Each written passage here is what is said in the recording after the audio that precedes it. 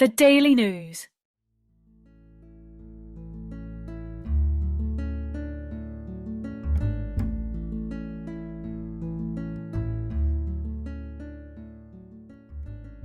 The VELCRO crab, or spider decorator crab, attaches living sponges and corals to its body. The animal attaches those decorations to thin Velcro-like setae that extend from its exoskeleton.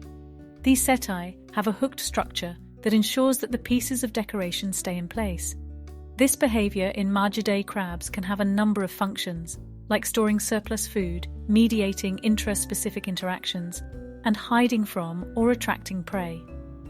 Most research, though, suggests that it's primarily used to avoid predators. This crab is widespread throughout the waters of the Indo-West Pacific area.